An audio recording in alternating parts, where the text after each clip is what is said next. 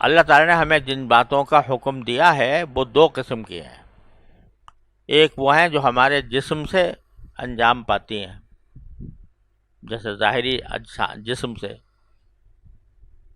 نماز پڑھ لینا، روزہ رکھ لینا، تلاوت کر لینا، زبان سے ذکر کر لینا، یہ سب عبادات ہیں جو جسم سے ادا ہوتی ہیں. اور ایک عبادات وہ ہیں جن کا تعلق قلب سے ہے، اور قلب سے میری مراد وہی اندیکھی طاقت ہے جو اللہ نے قلب کے ساتھ وابستہ کر دی. اس میں اگر تکبر کے جذبات پیدا ہو رہے ہیں، اپنے آپ کو آدمی بڑا سمجھ رہا ہے، دوسروں کی تحقیر اس کے دل میں ہے کہ یہ کیا ہے، اس کی کیا حیثیت ہے میرے مقابلے میں، میں ہوں بڑا،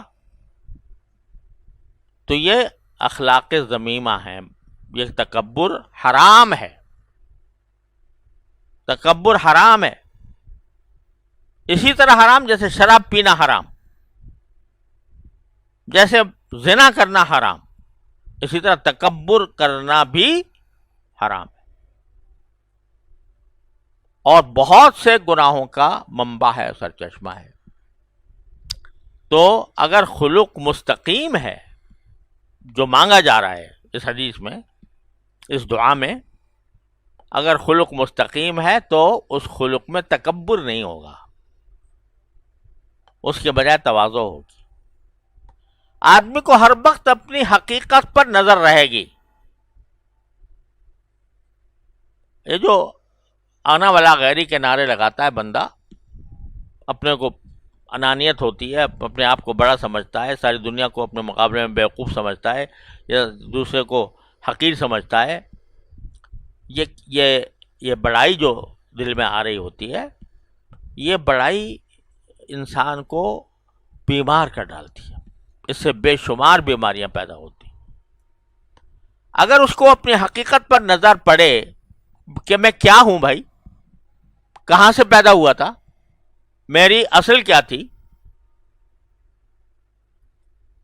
میری اصل کیا تھی، ایک گندا پانی، وہی تو اصل تھی نا میری. کسی نے یہ جملہ کہا تھا کہ کسی وقت کے ایک متکبر نے کہا کہ تم جانتے نہیں میں کون ہوں. یہ متکبر لوگ یہ بڑا لفظ استعمال کیا، جانتے نہیں میں کون ہوں. تو جواب دینے والے نے جواب دیا، ہاں میں جانتا ہوں تم کون ہو. تمہاری ابتدا گندے پانی سے ہوئی تھی، اور تم اس وقت بھی اپنا سارے جسم میں نجاست بھرے ہوئے پھر رہے ہو. یہ جلد ہے، کھال ہے جس نے نجاستوں کو چھپایا ہوا ہے. کسی ایک جگہ سے ذرا چیر کے دیکھ لو اس جلد کو، اندر کیا ملے گا؟ خون ملے گا، پیپ ملے گی، نجاستیں ملیں گی.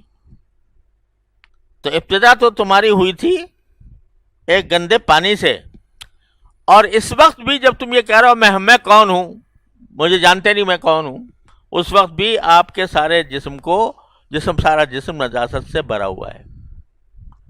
اور جس دن تمہارے میں سے روح نکل گئی تو تم ایک مردہ لاش بن جاؤ گے. میں یہ حقیقت جانتا ہوں تمہاری، تم جو کہہ رہے ہو کہ میں کون ہوں جانتے نہیں.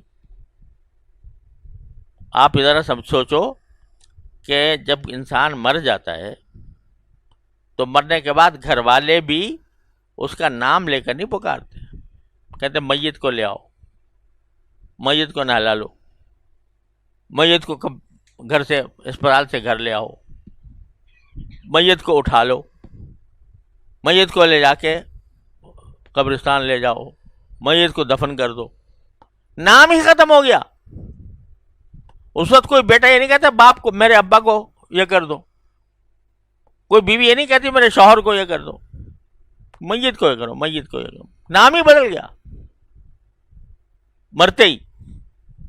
تو آخرو کا جیفتن قذرہ، آخر تمہارا یہ ہے کہ مردار لاش بن جاؤ گے، جس سے لوگ اپنے گھر میں بھی رکھنے کو تیار نہیں، ایک دن گھر میں رکھنے کو تیار نہیں ہے اس شخص کو جس کے اوپر ساری محبتیں نچھاور تھیں، لیکن اب گھر میں رکھنے کو تیار نہیں، اس واسطے کہ اب وہ میت ہو چکا۔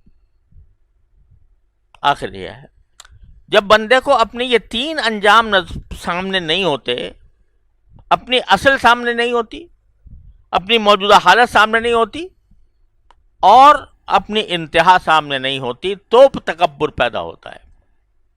اگر بڑے سے بڑے آدمی کو اپنی یہ حقیقت سامنے ہو، ہمارے حضرت فرمایا کرتے تھے، حضرت سے میری مراد حضرت حکیم الامت قدس اللہ تعالیٰ سے رہو نے ایک بعض میں فرمایا کہ جو شخص اپنے آپ کو بڑا سمجھتا ہو تو وہ ذرا تصور کر لیا کرے کہ وہ بیت الخلاء میں بیٹھا ہے،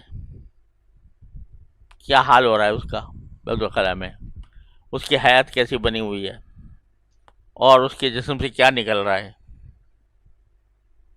جس شخص کو جو آدمی بیت الخلاء کی حیات میں بیٹھے اور وہ ایسی حالت ہوتی ہے، کوئی کسی کے سامنے کسی کو دکھانا پسند کرے گا کوئی آدمی کہ بھئی مجھے اس حالت میں دیکھے کہ میں یہاں بیٹھا ہوں ننگا اور میرے جسم سے نجاستیں خارج ہو رہی ہیں؟ کوئی دکھانے کے پہ لائق نہیں ہوگا۔ تو اے متکبر، اپنی اس حالت کو تو یاد کر لیا کر کہ تو کس حالت میں ہوتا ہے کہ اللہ تعالیٰ کی طرف سے ہر روز۔ تو تکبر کی جو بیماری ہے وہ اخلاق کی خرابی ہے۔ بظاہر چاہے آدمی آپ سے بڑا خوش خلقی سے مل رہا ہو، لیکن دل میں اگر تکبر بھرا ہوا ہے تو وہ خوش اخلاق نہیں ہے، خلقا مستقیما نہیں ہے۔ اسی طرح جو ہے اگر اخلاص نہیں ہے، دکھاوا ہے، اس لیے یہ کام کر رہا ہوں کہ اگر نہیں کروں گا تو لوگ کیا کہیں گے، کہیں تحفہ دے رہا ہوں کسی کی شادی پر، بیاہ پر، تو اس لیے دے رہا ہوں، دل سے اندر سے نہیں چاہ رہا، لیکن اس لیے دے رہا ہوں کہ اگر نہیں دوں گا تو ناک کٹ جائے گی، معاشرے میں مجھے کیسا سمجھا جائے گا کہ اس کو اتنی بھی توفیق نہ ہوئی کہ شادی کے موقع پر کوئی ہدیہ لے آتا، لوگوں کی خاطر یہ۔ تو کیا ہوا؟ یہ ریاکاری ہو گئی۔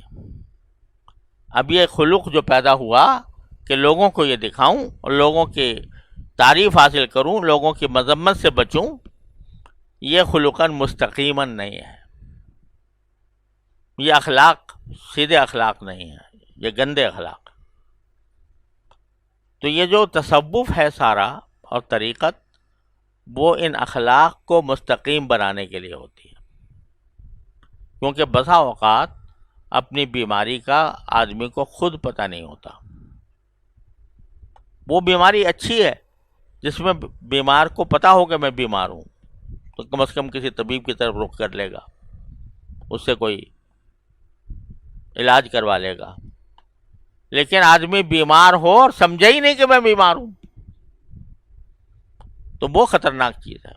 اور یہ جو اخلاق سیئہ ہیں، برے اخلاق ہیں، یہ ایسے ہی ہیں، بکثرت ایسے ہوتے ہیں کہ بندے کو خود احساس نہیں ہوتا کہ میرے اندر یہ بیماری پائی۔ آپ ذرا سوچ لو، دنیا کے کسی متکبر سے متکبر انسان سے پوچھو بھائی تم تکبر کرتے ہو، کیا کہے گا؟ نہیں کرتا۔ متکبر سے متکبر انسان بھی اپنے آپ کو متکبر نہیں سمجھتا، تو اس کے تکبر کی بیماری کی تشخیص کرنا یہ اس کا اپنا کام نہیں ہوتا، کسی مربی کا کام ہوتا ہے، وہ پہچانتا ہے۔ اور رسول کریم صلی اللہ علیہ وسلم کے مقاصد بعثت میں بیان فرمایا گیا، یزکیہم، کہ اللہ تعالیٰ اس لیے بھیجا ہے رسول کریم صلی اللہ علیہ وسلم کو تاکہ لوگوں کا تزکیہ فرمائیں۔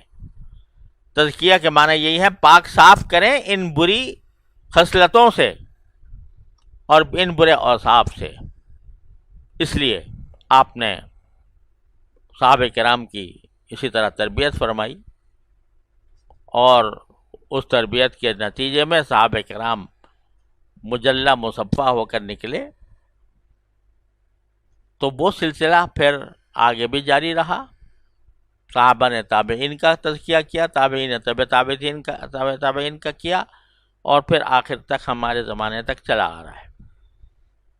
تو آدمی صرف علم حاصل کرنے پر اکتفا نہ کرے، بلکہ اپنا تزکیہ کرائے، جس سے اس کے اخلاق صحیح ہو جائیں، مستقیم ہو جائیں۔ اور جیسا میں نے عرض کیا تھا کہ جہاں نبی کریم صلی اللہ علیہ وسلم کوئی دعا مانگتے ہیں تو مقصد یہ ہوتا ہے کہ ہمیں سکھائیں کہ بھئی یہ چیز حاصل کرنے کی ہے، حاصل کرو اس کو۔ تو جب یہ مانگا کہ قلب سلیم اللہ عطا فرما دے اور خلق مستقیم عطا فرما دے، تو پیغام دے دیا کہ اپنی زندگی میں یہ دو چیزیں حاصل کرنے کی فکر کرو۔ اللہ تعالیٰ اپنے رحمت سے ہم سب کو اس کی فکر عطا فرما دے۔ وصلی اللہ تعالیٰ علی خیر خلق۔